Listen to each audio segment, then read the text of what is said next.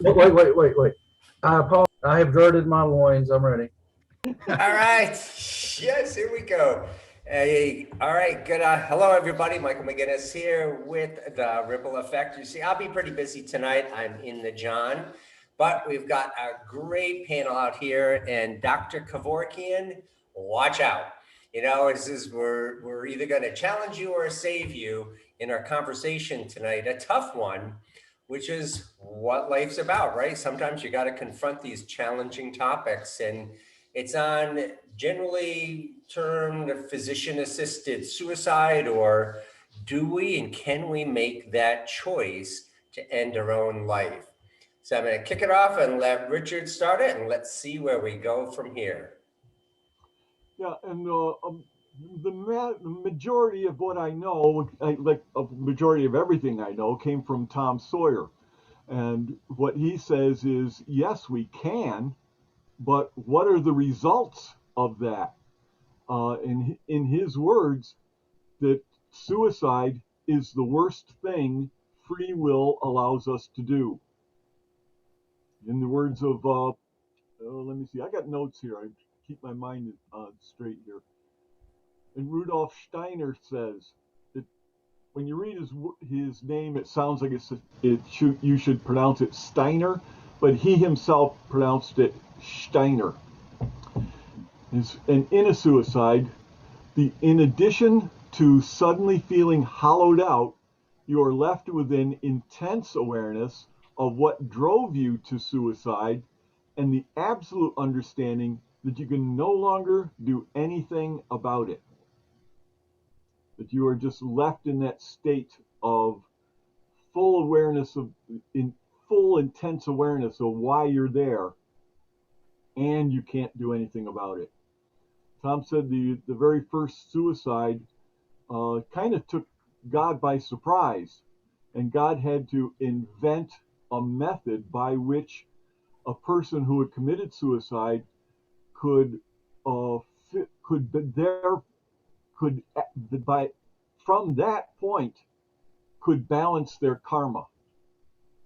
As we all understand, karma is that balance in good and bad and evil and all the different vibrations of the universe, and that if we do something to someone, that's a negative vibration. So we've got to balance that somehow by perhaps experiencing it ourselves or by making up for, atone for what we've done.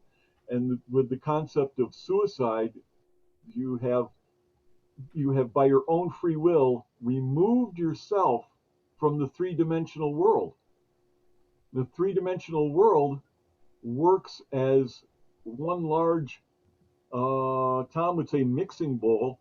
Einstein had another word for it, frame something, that everything that's in the universe is where it is, all the galaxies and stars and whatnot, because everything else is in the exact right place.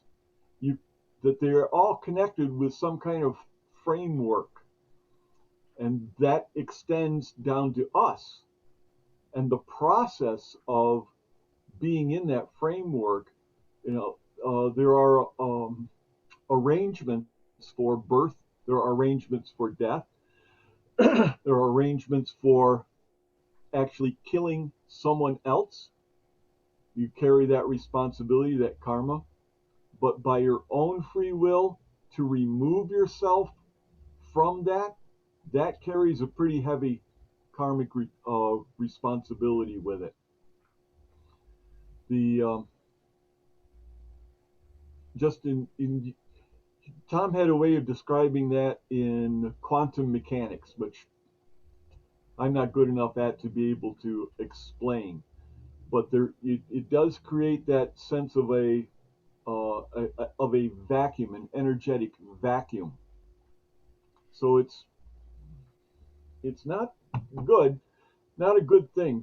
Along with the concept that there are thousands of years of teachings from cultures all around the world saying not to do that.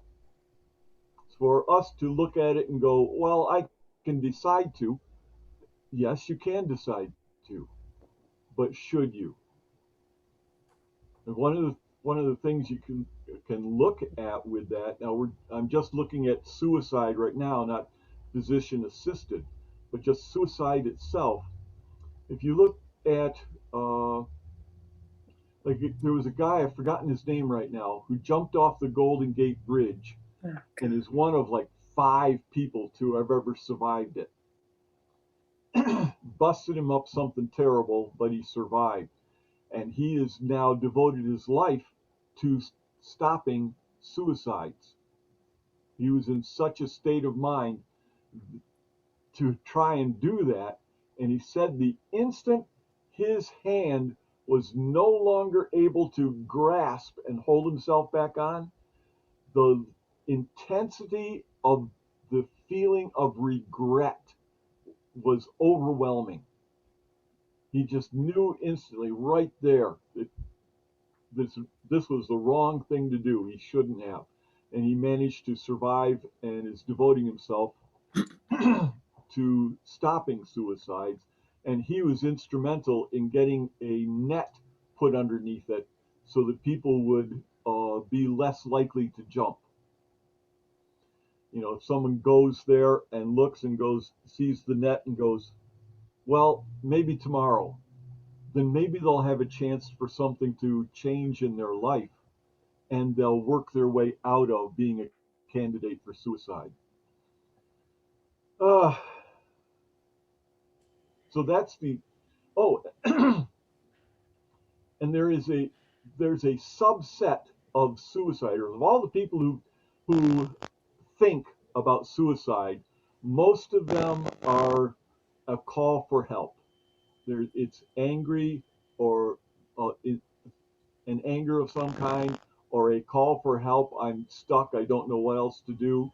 But that's the majority. But there's a smaller set that absolutely have dedicated themselves to committing suicide, and it is the thing they will do, and the doctors will all agree there's nothing you can do to stop them. They will find a way no matter what you do. It's that important to them to complete this act of suicide. Out of that group that are absolutely hardcore going to, there's a smaller group that attempted and were found and revived and lived through it. Out of that group is a smaller group who came back with a memory of a spiritual experience while they were dead from their suicide attempt. Of that subset of absolute guaranteed I'm going to commit suicide people, almost no one has ever tried again. There may have been one person who did it just to change the odds, but essentially that group, when they come back with an awareness, having had an experience and having a memory of it, they just don't try again. And that really ought to be looked at very, very strongly for anyone who is suggesting physician-assisted suicide. You can see that there was a video of, yes, Rachel. Well, I just want to, I mean, because I think that because we just listened to one of the pieces, the Diane Rehm pieces, which was very interesting and very moving. Yeah. And she was really clear to say what she is advocating for is medical aid in dying. And she's talking about only she's talking about people whose medical doctors have said this person has 6 months or less to live, Right. and the person requests assistance with dying. Right. And the other thing I thought was interesting was that because there's several states that permit medical aid in dying, and she said that the person who has requested aid in dying is the only one who could administer the drugs to assist them with dying. Yeah. And some states even have a psychological evaluation to be sure that they are not being coerced, or forced in any way to be doing this, because part of what's been raised is just the concern about abuse. So I guess I just wanted to draw the distinction between just, people who are living their lives and want to commit suicide, and people who have terminal conditions, and their medical doctors have said, you're going to die within 6 months. Right. So I just wanted to draw that distinction, because I think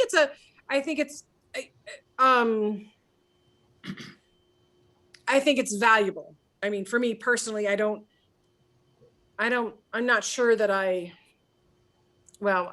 not sure how I feel about it yet, but I think that it's,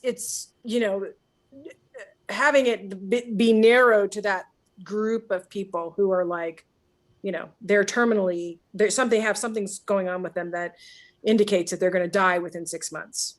And so just put that out there, because it does, it's not a 13-year-old. It's not a 19-year-old. Yeah. But since they're choosing to end their life, is that suicide? It's a very good question to ask and to dig into the answer of. and as Mike says, is it a suicide? As Tom explains it, we'll take some examples of extremes. Someone who starts smoking as a teenager and eventually dies of cancer from the smoking. They didn't start smoking thinking, this is going to kill me in 50 years. I know how to kill myself. This will do it. That's not what that's from. So that is not a suicide. That's just a result of an action taken for a different reason. Yes, Jeff. At this point, if you start smoking at age 16, you know it's going to kill you after 50 years. There's no way you cannot know that at this point. Right. But it's still, you can be aware of that, but still not be the reason you start. It's it's your own internal reason for that makes the difference. What is your actual intention? If it's someone who starts smoking to look cool, to be part of the crowd, to fit in with whatever, is very different than, well, and they'll say, well, yeah, this will probably kill me, but I'll be okay until then. Or I can quit. Or I can quit. Right. Right. I like smoking cigarettes because I like how it makes me feel, and I'll quit when I don't want to smoke cigarettes anymore. Right. Exactly. But everyone knows that is exceedingly difficult. Right. But Maybe. That's nowhere near a suicide scenario. What the question Rachel brought up was, when you're near the point of death itself for your own medical reasons, and you're losing what you consider to be the value of your life, and then and as Rachel says, that person has to be able to take the medicine themselves. The physician can't give them a shot. The physician can't put the pill in their mouth. They can't put it into an IV. The person has to be able to physically take the medicine that will end their life. And that leaves open the question that needs to be addressed. Are you personally, willfully ending your life? A new station alert has arrived. Well, that's an alert that needed to be here. I think you are. I would like to clarify this point, what you brought up, Rachel. the way you described that originally, it sounded to me like palliative care that you would receive in a hospice center. Um, I okay, but I want to be clear. Now, Richard, you're talking about taking a pill that you know is going to kill you. Yeah. Palliative care is when you're at the end of your life with a terminal condition, you know you're going to die. A masterful doctor, and we have one in Richmond, Kentucky, at the Compassionate Care Center. She's marvelous. What she does is she removes medication from your regimen that you no longer need. Perhaps they would prolong your life, but you're not really looking to prolong your life. So she will remove those from your regimen and certainly give you medicine that will alleviate pain and suffering. Yeah. Now, Which in some cases will kill you. Mhm. Actually, those medications, if you took them for very long, would kill you as well. But it's already a decision that you're not going to use means to keep you alive that are unnatural, Right. or that and then your intention is to relieve pain at that point. So you don't, yeah, you're not It's worried like- about whether it's going to kill you later on or not, because you're dying already. Right. and it's also a lot similar to a cousin to a do not resuscitate order. Mhm. You know, if I'm not responsive, I don't want you to shock my heart back into beating. Well, that's what that means. Mhm. So if you have that in place, you know, In crude terms, to clarify, for clarify, the difference between letting nature take its course and choosing to end your own life. right. When I first started, oh, excuse me, go ahead, Rachel. Well, I was just going to say, what Diane Rehm is not talking about palliative care. No. She's talking about medical aid in dying. She's talking about somebody who's had, somebody, again, who's terminal, who said their doctor has said they have 6 months to live, and they say to their doctor, I'm ready to die. And the doctor then prescribes something that they can take that will end their life. Okay, that's like that's- same thing as Dr. Jack. Dr. Kevorkian. Who? Yeah, Oh, Kevorkian, yeah, yeah. That is not palliative care, correct? No. Mm-mm. So bringing back Kevorkian, let me mention the one last thing about suicide itself. There's a video of him giving medicine to a woman. Whether he gave it or she took it, I don't remember for sure. But she did die of it, but then came back entirely on her own without, it wasn't enough to fully do the job. So she was out for a while and then came back and then did not want to die. Wow. And she fought him. You can see a physical fight as he grabs a pillow and holds it over her face. Oh my God. Yeah. And she's fighting. What did she experience to change her mind that strongly?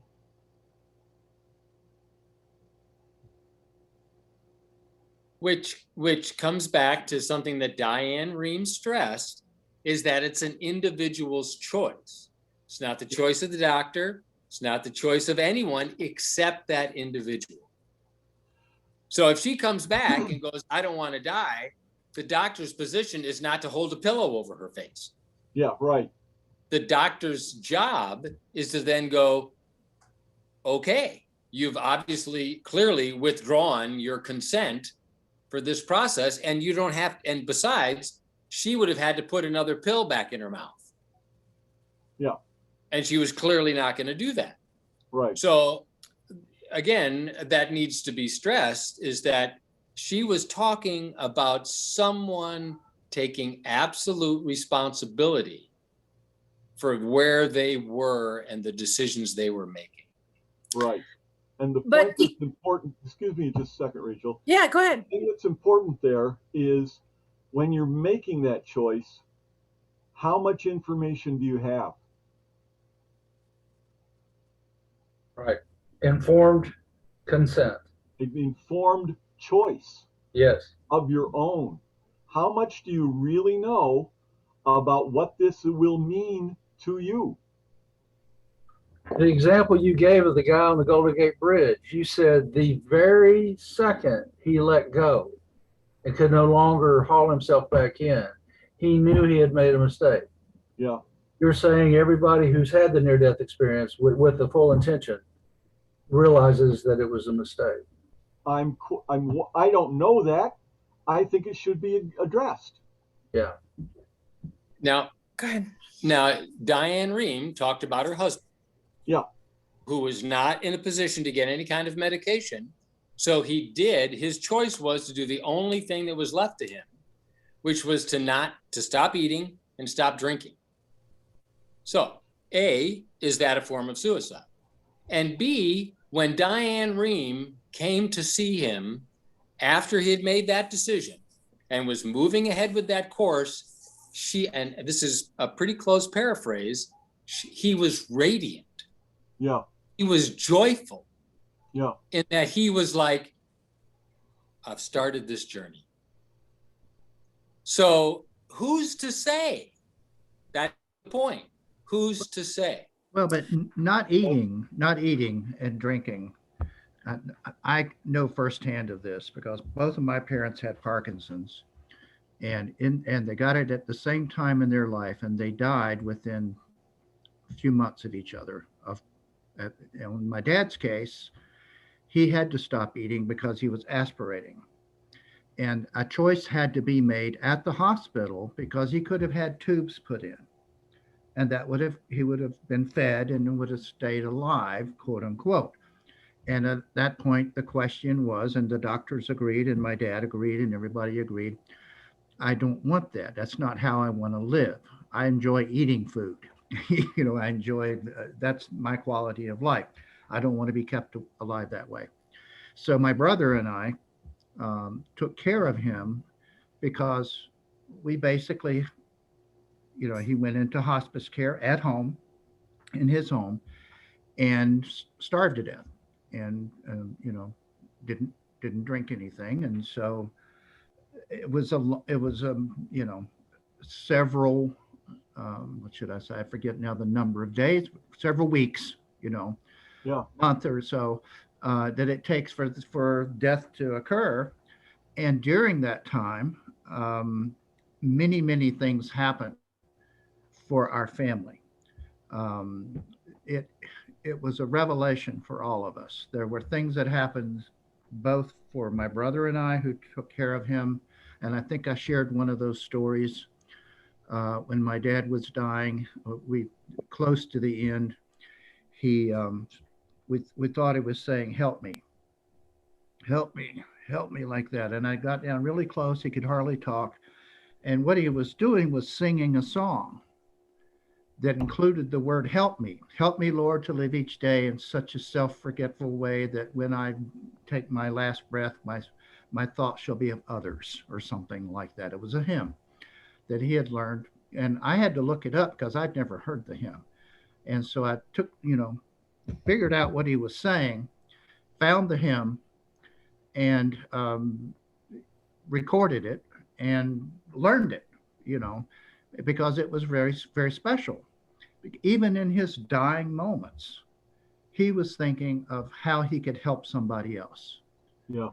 And not about how you can help me. He wasn't asking for help. He was remembering to be of service to other people. And this was what, and my brother and I came a lot closer together as a result of that, because he had left the home early in my life. In fact, when I had the rheumatic fever, I think I mentioned that earlier, he went off to Sweden and then went to Peace Corps, and he was gone after that. So he and I never really developed a close relationship to speak of. So during that time, he and I became closer by taking care of our dad.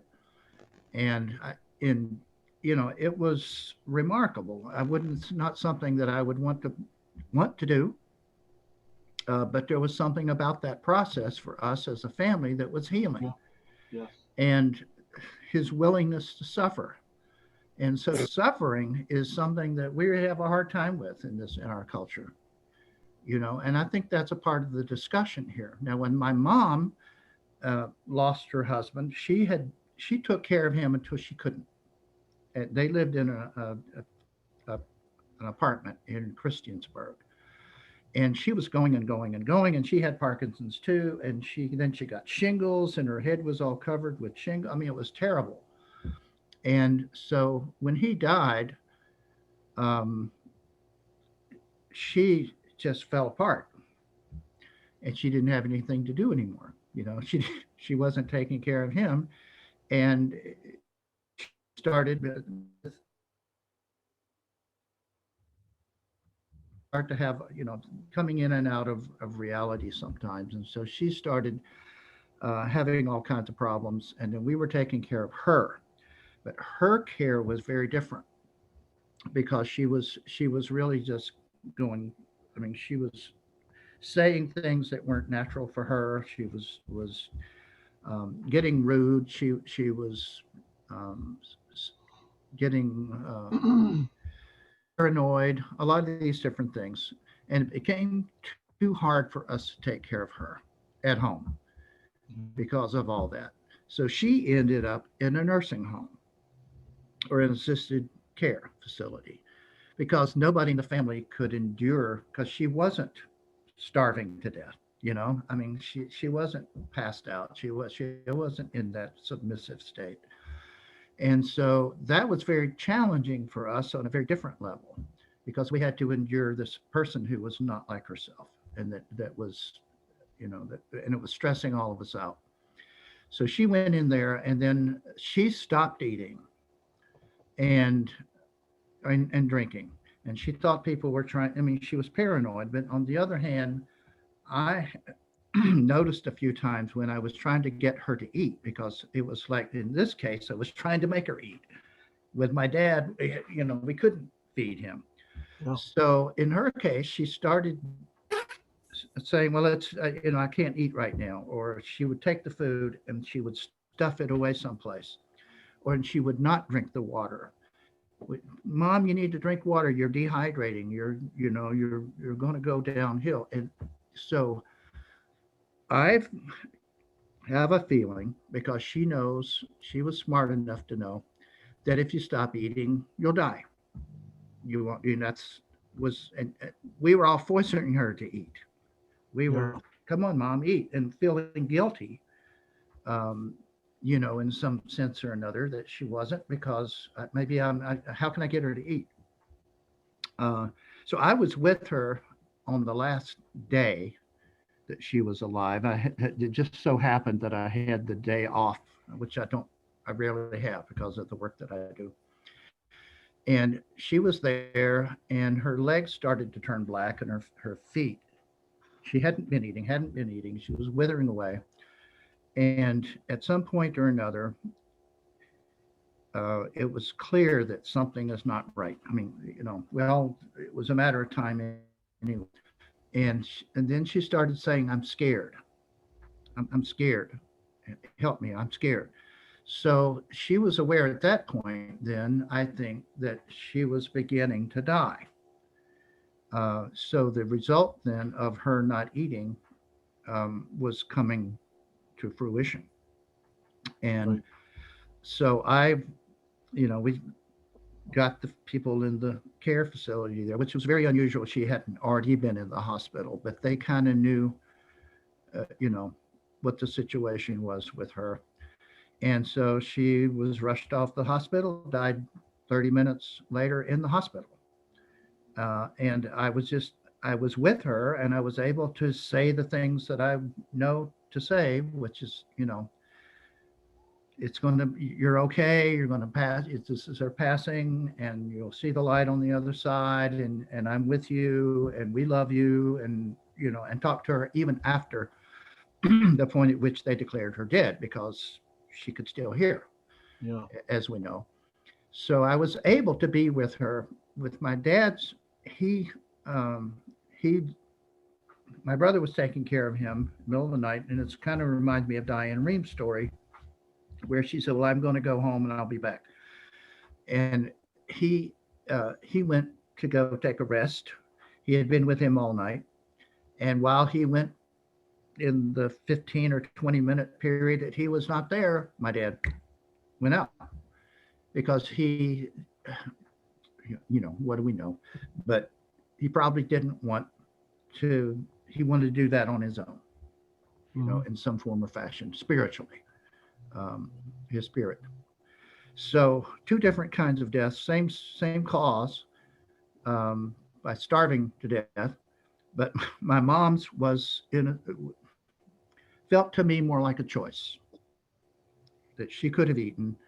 But I don't know with her mental state whether she was clear about that. But they were born within months of each other and died within the same period of time, same age, same year. And she just didn't want to live without him. I mean, they came in together. Their job was finished. They were a couple. That there was no reason to live beyond that. So, Tom, was that suicide? thank you, so much for sharing that story. And just to utilize the case, or a good example, we have a case study in effect in front of us, and your dad made a choice, right? To not want to eat. Yeah. Millions of people, I'm Wait a minute, guessing. wait a minute. He Let me clarify. couldn't eat.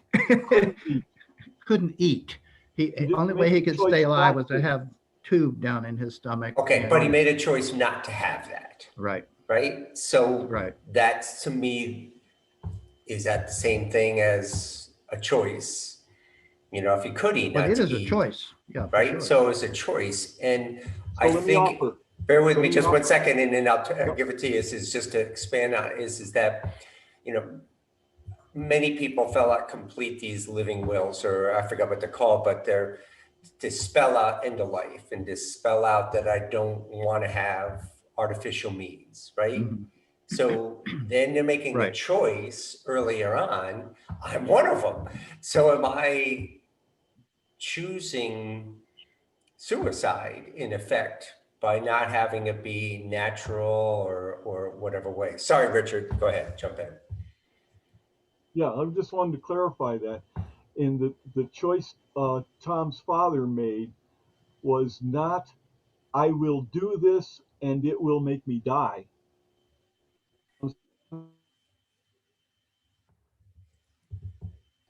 I want to live this way until I die.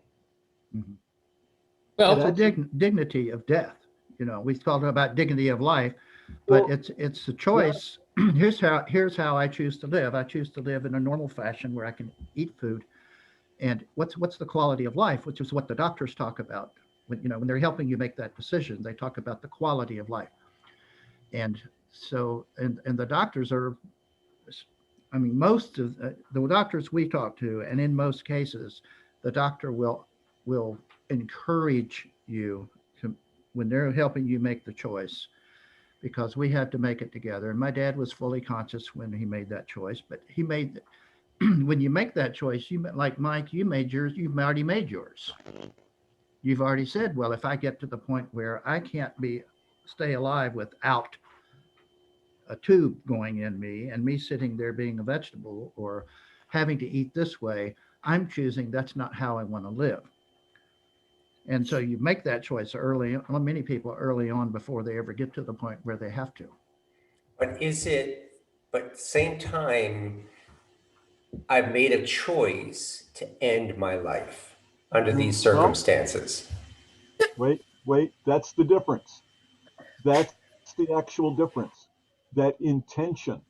I will do this and it will cause my death. I will do this and I will live till nature takes me.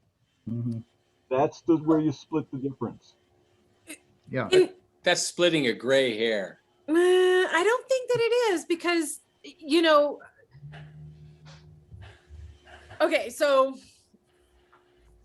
there's a part of me that's like, well, won't it be great when we get to the place where we're so developed that when we, that we could just say, okay, I'm ready to die, and we say our goodbyes and we die. It's like, I mean, I feel like that's probably possible. I mean, I feel like there are people who, if there are people who can do astral travel, then why can't you close your eyes and die?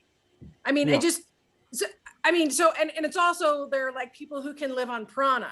So there's not, you're not saying just because you choose, oh, I don't want to be supported by a feeding tube. I don't want to live with a feeding tube. You're not choosing to die. You are choosing to live in a particular way.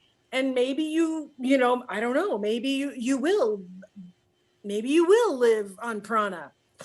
I don't know. So one of the points that Diane Rehm, when one of the people she interviewed, was this lady was making a choice to live her life with dignity until she could no longer do so. And she was thinking of others. She was thinking about her children. She was thinking about all of that ramification of them watching her die in agony. And so her choice was to live her life to the fullest extent that she could. And when that was no longer possible, to live her life with dignity and respect, to let it go.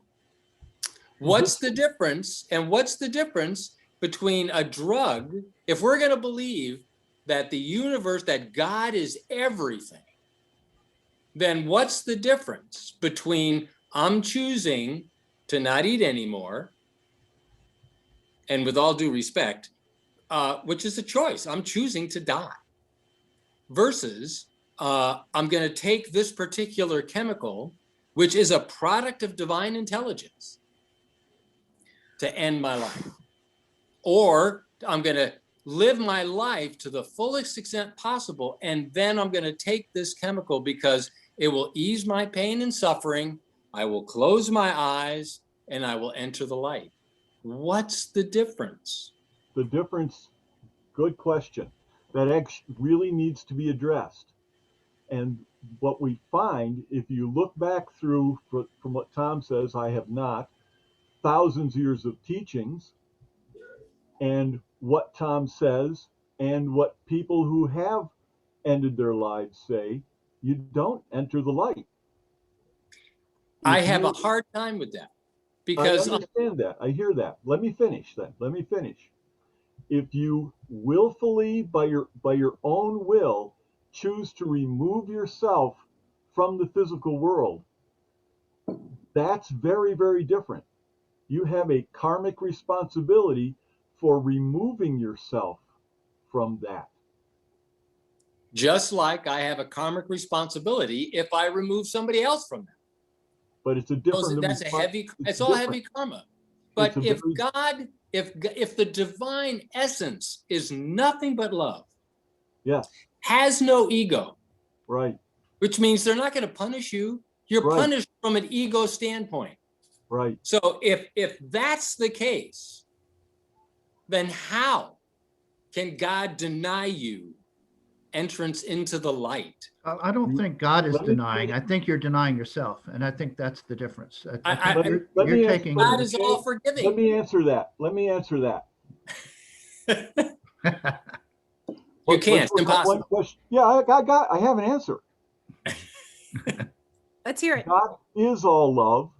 There is no punishment. It's not done for punishment. Right. You do eventually get to go into the light, but your karmic responsibilities for having removed yourself are heavier than for having removed someone else. Okay, so again, just to play devil's advocate here. Yeah, please. Yes. So my responsibility, if I'm living in abject pain, I have Lou Gehrig's disease, name one of these terrible things. Yeah. All right. I'm not going to get better. I've got X amount of time to live, and I choose to end my life to save the suffering of the people around me. Okay. And that's worse than Hitler's karma. That's going to be worse than the karma of Genghis Khan. That's going to be worse than the karma of, pick one, of Pol Pot. I mean, here's the difference. Here's the difference. You have to make up for that missing piece that you were for whatever time that is left. That makes sense. Well, And the method of doing so is the worst thing you can face. It is a path, it is a process, it is a way that you can in I cannot say in time because you're outside of time, but it's a way that you get back to the light is by going through that.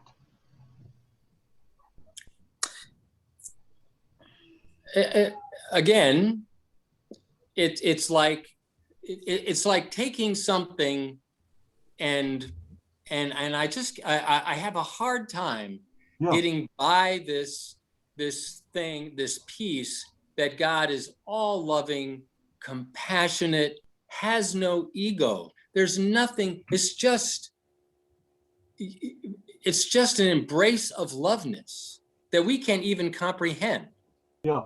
Okay. Yep. That somehow this one act is so egregious. No. That even that. Wait. It's not egregious. Because I'm not talking. If I create karma, and it's so heavy difficult. karma, Let me finish. Let me fix something. Egregious means there's some judgment in there. There's no judgment. No judgment. It's just you're choosing the most difficult path back to the light. Okay.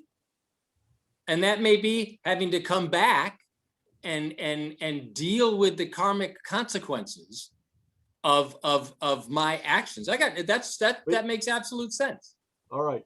But then it's not coming back. The path is the worst path free will allows us to choose. The process of balancing. Go ahead. The process of balancing that karma puts you in a place where you have total awareness of why you did it and knowledge that you can't fix it. And there's nothing else for you to focus on. You don't have a body. You don't have an environment. You don't have the hiccups. There's nothing but your conscious awareness of why you're there and nothing else. And again, you're taking that one act and you're setting it outside of God's divine creation and love. No. That's exactly what you're doing. You're in a space. You're in a space where you can't do anything. That's a space. By definition, you're creating a space that's outside of the divine essence of love. Can I say something? Go ahead, Bruce. Sawyer, this was a topic I had a lot of questions with Sawyer about. He told me that this place, Jeff, that you're struggling to understand, was a place where paradoxically God was and God was not. How can that be? Well, you can't understand it. We can't understand it. We have to rely on these people who have been in the white light and come back and have a piece of a greater understanding than you or I could possibly have. And let me add right there.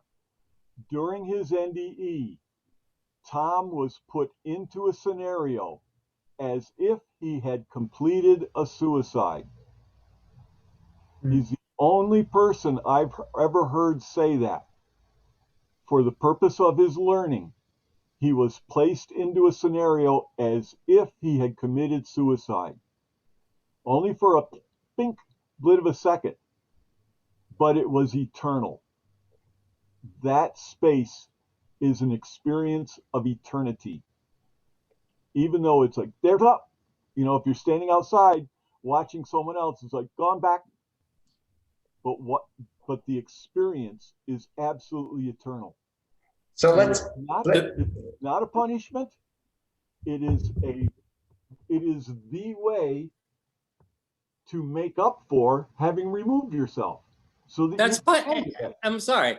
And the people that I have read and listened to that have had who have immersed themselves in the divine essence of love through mystic experience, Yeah. they don't indicate any of that. They Right. indicate that there is nothing, nowhere in all of the eternal creations of the divine one, a space like that.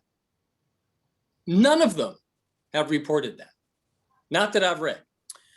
And I'm like, so, Well, what Other than about, Tom. well, Tom is Tom.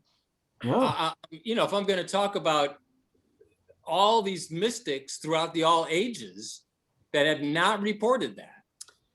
well, what about people who have experiences of personal hell? I mean, Yeah. you know, I don't believe in a physical place of hell, Right. you know, but I do believe you can be in a state of mind that is hell, you know. Yeah.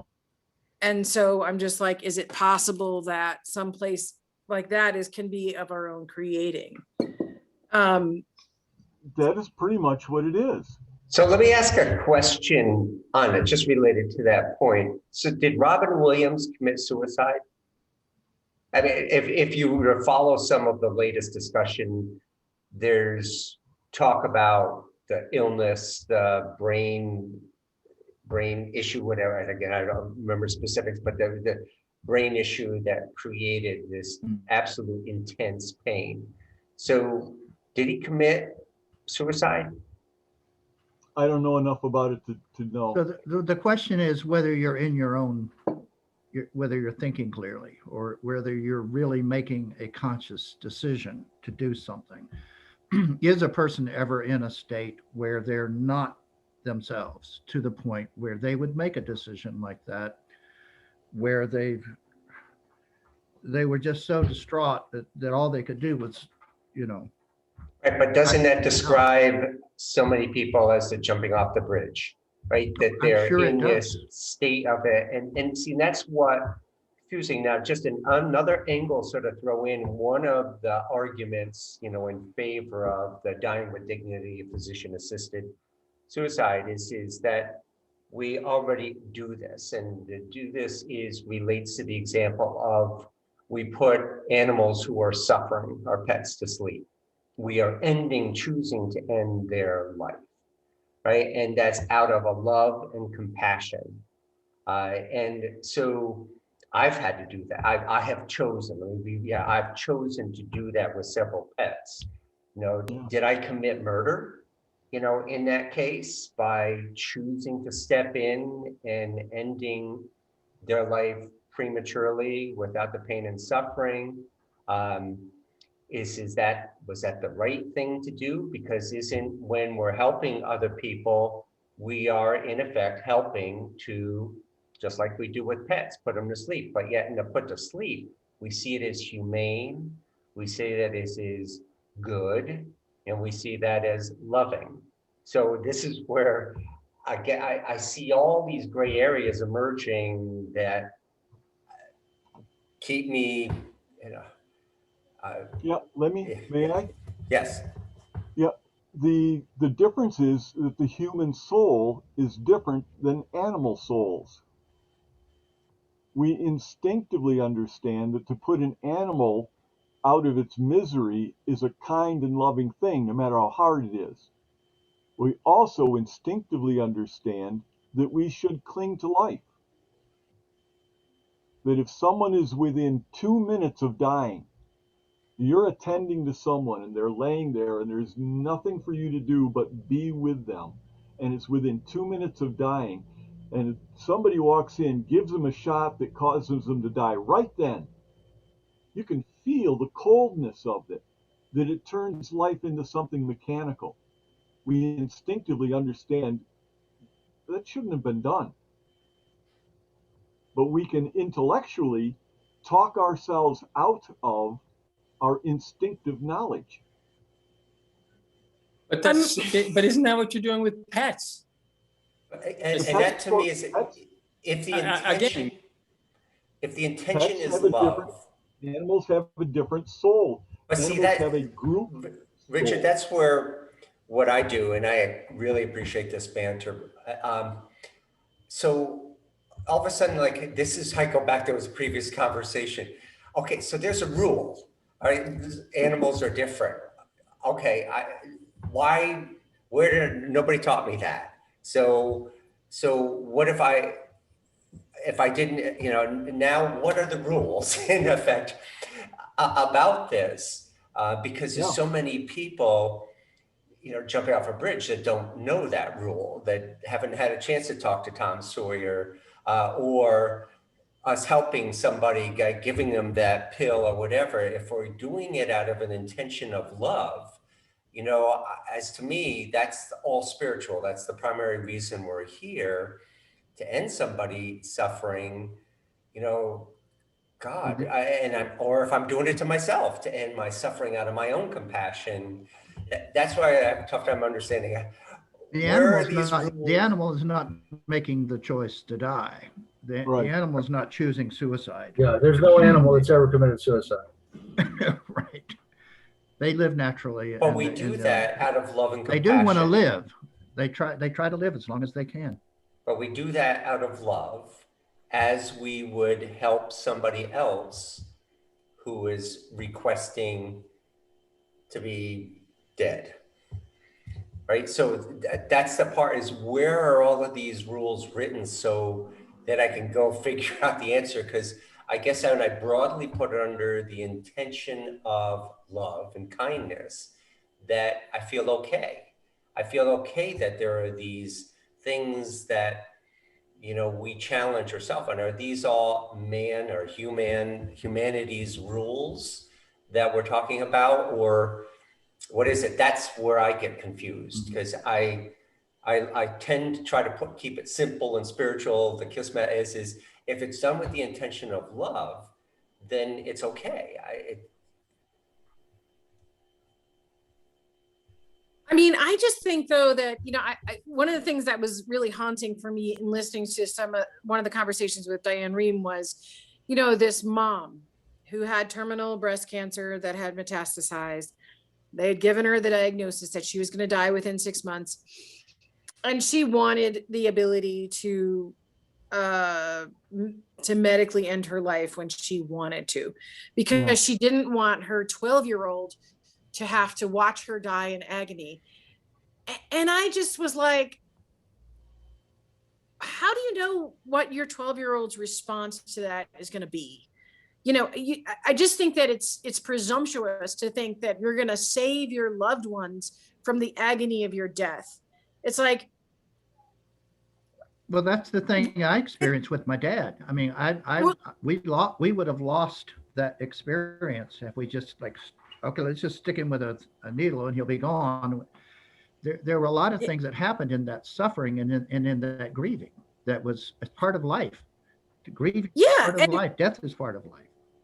Well, it is. And also it's like, I can imagine being a child and saying, I don't want you, what do you mean you're going to die now? You're going to die. What do you mean you're going to die now? I might have another 2 weeks with you and I want that. And I don't give a damn if you're in pain and I have to clean up your body because you can't do that for yourself anymore. You know, it's like, you know, who are you to, you know, it's like, why are you, you know, you don't need to worry about my suffering because you're in pain, or my suffering because you can't wipe your butt. I mean, you know, it's like, I just think then completing a living will is a bad thing, because I've already signed up to end my life prematurely under those circumstances, right? I don't think you've signed up to end your life. No, I don't. If the circumstances are such that it requires, you know, any artificial means to do it, then I'm saying no to that. Right. So I am now preventing that pain and suffering that Tom was just talking about, as his dad did, by choosing not to have a feeding tube. And so that's why I don't understand, where's this line? Because he The line chose. is highly individual to the person and the situation. One of the things that Tom, one of the things that, excuse me, in the weeks before his passing, he sent me an email essentially saying, why do I have to suffer this way? He was such a strong, capable person all his life, and he's essentially locked in the house and unable to put his shoes on. Um, and I looked at that email for quite a while and tried several different answers. And the answer I finally ended up with is, you are giving others the opportunity to show their love to you. And that made him smile. He liked that one. He mentioned it more than once when we were together afterward. That the value of those moments at the end of life are irreplaceable. And I found that with my mother and with my father as well. That some of the greatest lessons of life come in those horrid, difficult end of days. Again, Diane Ream's husband had his sense of dignity, but he removed the opportunity for others to show that they loved him anyway.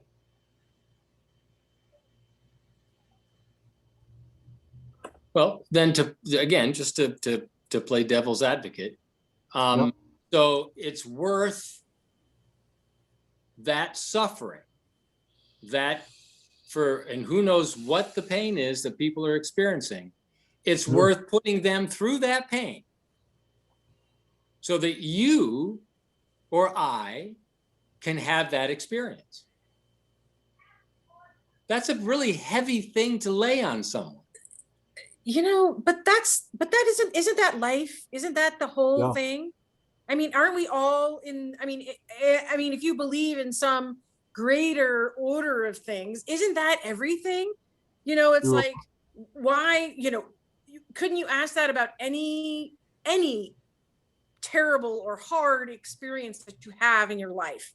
Why did this happen to me? And it's like, well, you don't know why it happened to you, but you understand that it's part of life, and it's part of your development, and it's part of our learning, and it's part of our our karmic work together. It's like, we don't have the understanding of why this awful traumatic thing happened to us. But it did. But exactly. It reminds me of that story that you told about the guy that was getting crushed, that Tom interfered with that. In a sense, his interfering with that was a sin, right? I mean, it was something he shouldn't have done. He realized he shouldn't have done it. And it kept him from a karmic, and from a whole series of things. It kept him from his karma. It also kept people from developing a cure for certain things, or helping to develop the ability to do the robotics and all of that. So interfering, if it's conscious, because he knew what he was doing. Yeah. And he had to suffer from that because he took on that karma. It wasn't a judgment from some other realm. It wasn't God saying, you're going to suffer, because it was his karma and the other person's karma that he consciously chose to stop, to intervene. And the ramifications from that were what they were.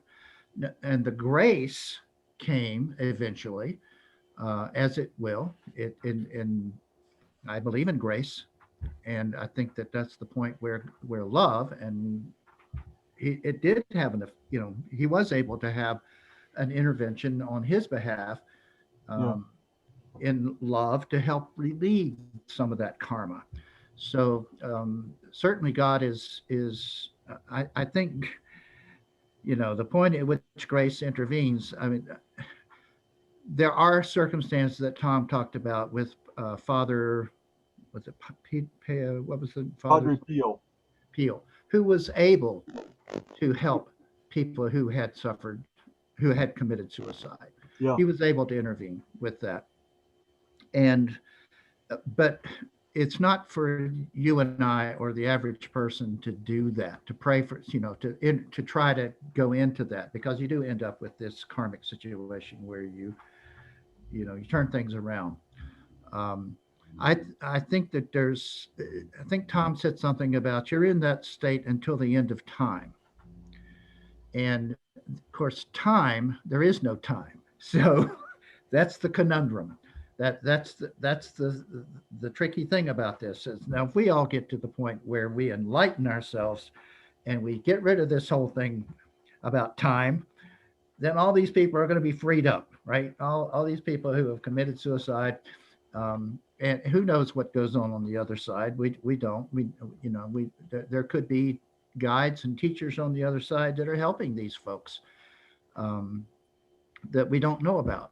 I mean, we're looking at it from an inception of idea, as Mike you were talking about, and who's right, who's wrong about this? Is the church? Because certainly the church has a dogma about this. People who have gone through this come back and say it's not a good idea. Don't do this. They have since journeyed there and said, hey, look, it's not what you think it is. You're not going to get rid of your problems that way. You're going to, they have their viewpoint. And what do we know? We have to go by the people we know and who witness things and who suggest, well, maybe this isn't a great idea. And it's probably not. I wouldn't want my friends to go do that, because I guess I'm in a situation where, Richard, I do believe that there is, when you make certain kind of choices, you have to live with it. There's certain laws in effect, spiritual laws that come to play. Yeah. And if you break those spiritual laws, you have to pay the consequence. So there is a certain consequence involved with actions that you take or things you do or whatever. But that's your consequence. God isn't doing that to you. God gave you free will to do as you like. And if we do have grace, if we've made that choice and we're over there and it's like, oh my God, what did I do now? I did that one. Boom, who knows whether God is, maybe God is there, and taking the certain, well, you really screwed up on this one, but let's see what we can do. Let's see if we can't come up with a solution to this and help you on here, It's a tough one. I don't think suicide, if somebody's listening to this and contemplating suicide, I wouldn't want to get them the idea that, hey, go ahead, nothing wrong with that. Yeah. You go ahead and do it. I wouldn't want to encourage that. I don't think that's a good choice. I mean, just from my feeling, Jeff, a further thing that I would love to see is a multi-year study of the families that live on after someone engages in physician-assisted suicide. The difference between the beauty you're talking about, Tom, about being with your parents right till the end, with all the difficulties, and what you came away with that, and how that is transferred to your kids and their kids, and the concept of, well, I'm not going to put up with this, I'm going to die, and what that means to that family as they go on through time. What differences occur to have that change? And I also want to say, I think, Mike, you keep going back to like the 5 wishes or the living will, and I think that the difference between medical aid in dying or physician assisted suicide and,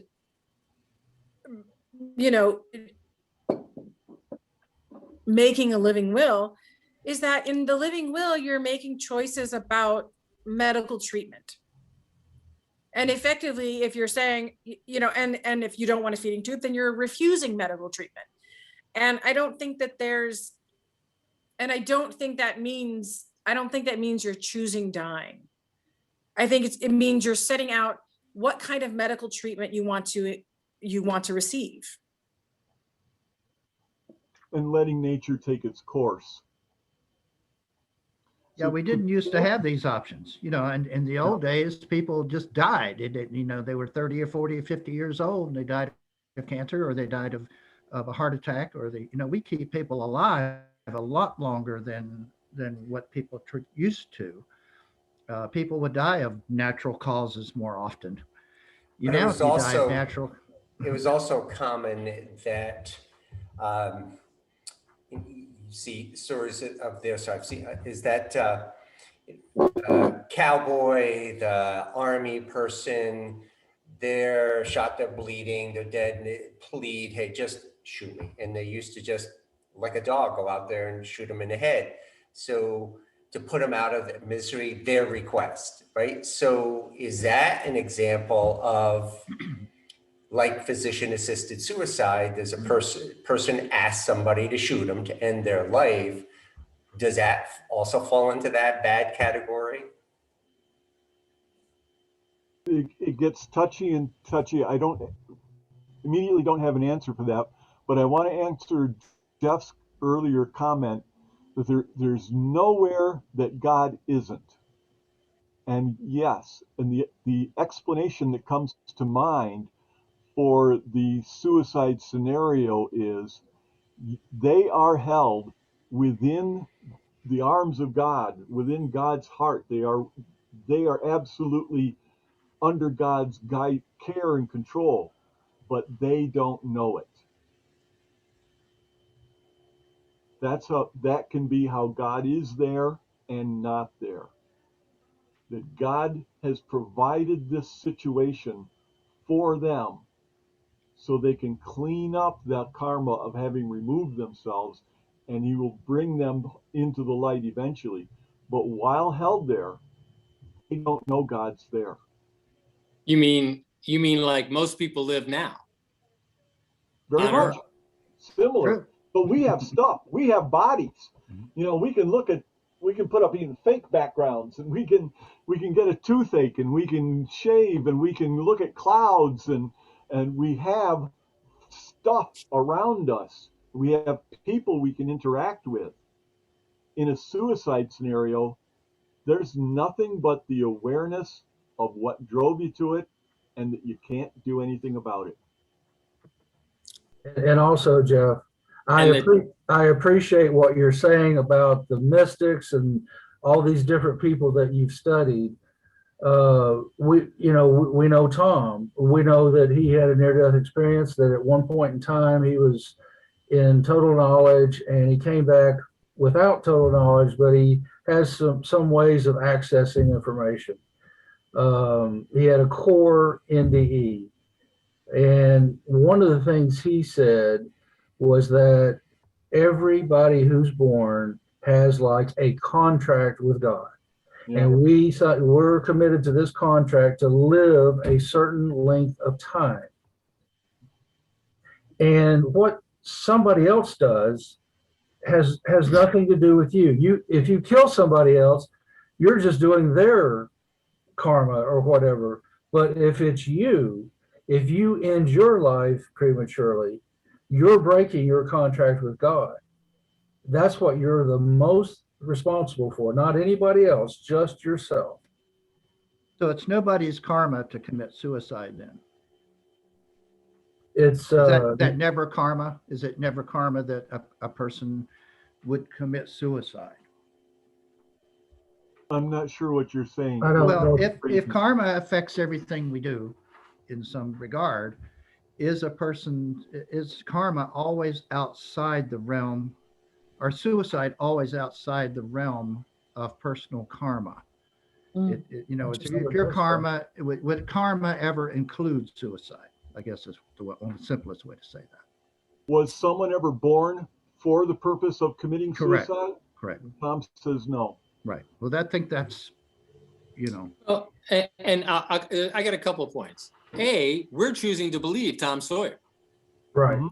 And I can easily choose to believe Mystic C. Yeah.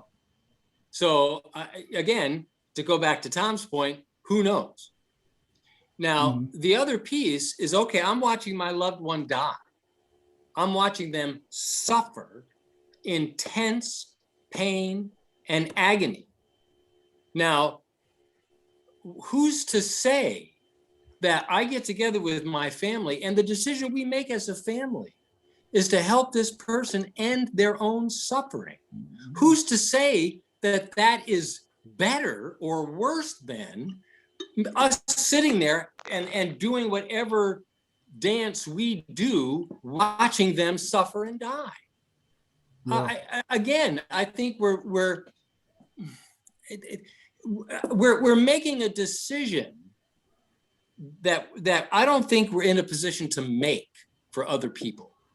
If a group of people get together and they're watching a parent suffer unbelievable agony, and we choose to assist them to end their suffering, what could be more compassionate? What could be more compassionate?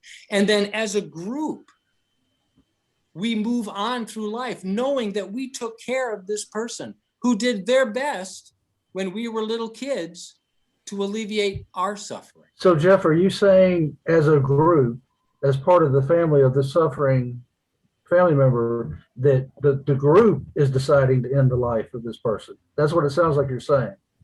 If I get together with my brothers, which we actually did, not quite the same scenario, but it's pretty close, and that we had a discussion about implementing a certain set of circumstances to allow my mother to die. So was your mother a part of this decision? She had been part of the decision when she was in a position with her husband to make that decision. We were choosing to implement her living will, essentially. But it was like, I can see a situation where someone is laying there and they're in agony and pain and suffering, and I'm sitting there with my brothers and or sisters or whatever I have, and that we make a decision that, you know, we can end this we can help her or help him end this suffering. What could be more compassionate? I mean, who's to say what lessons Tom and your brother, they learned lessons, sweet. And hopefully that continues forever. Who's to say the lesson wasn't to get together as a family and assist this person to He didn't ask to be assisted that way. He wanted to. Well, what I'm saying is he wanted to live the course of his decision out, which was basically to starve, to go through the natural process of death by not. He couldn't eat anyway, so it wasn't as if he said, well, when I get to the point where I can't talk anymore, or I can't go to the bathroom without you having to clean the bed, I want you to get the doctor to inject me with something to get me out of here. He didn't want that. That wasn't the choice. The choice was to go through the natural process of withdrawing from the natural state of eating. Eating is the natural state. Having a tube stick down your throat is not natural. That's something. No, I wasn't referring to that particular. I was referring to the fact that you and your brother got closer together. Well, we did. While you cared for him.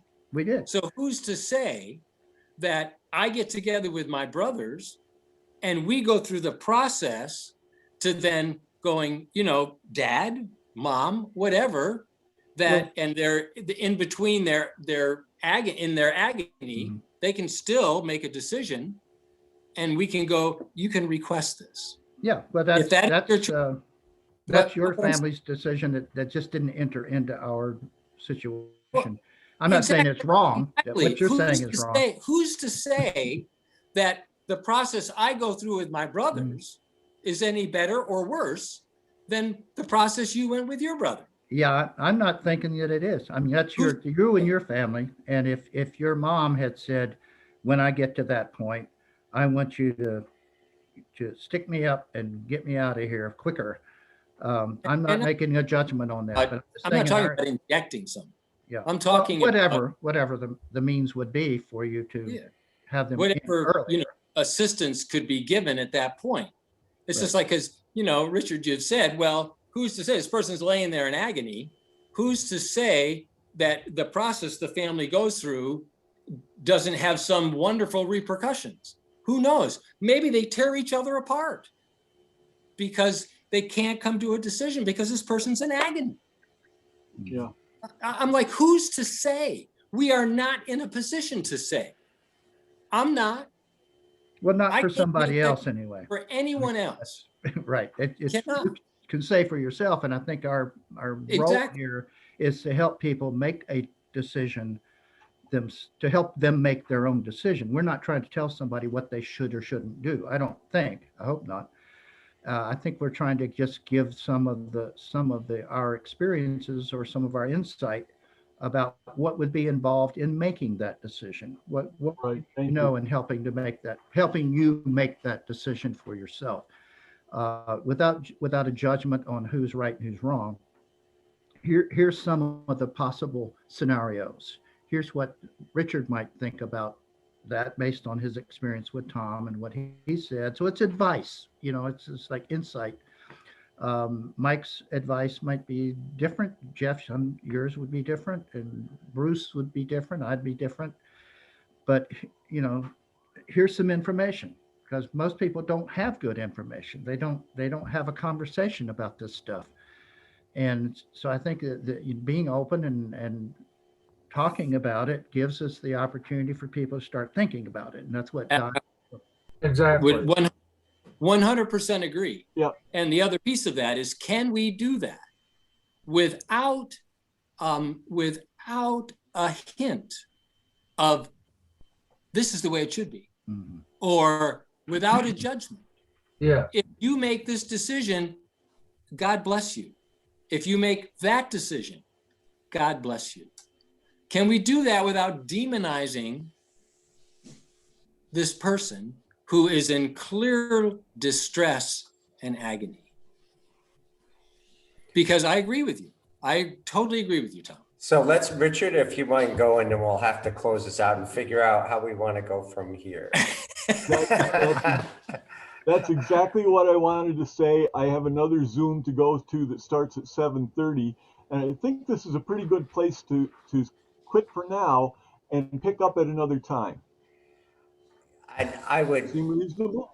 echo that. I think just time and practicality would say that, and I think, Tom, you had a nice sort of way of bringing it to an end, and I think it is what I really love about this. What I really do is this is the beauty of it. The answer is in the struggle. I forgot where that came up. Somebody had said that before, but the answer is in the struggle, right?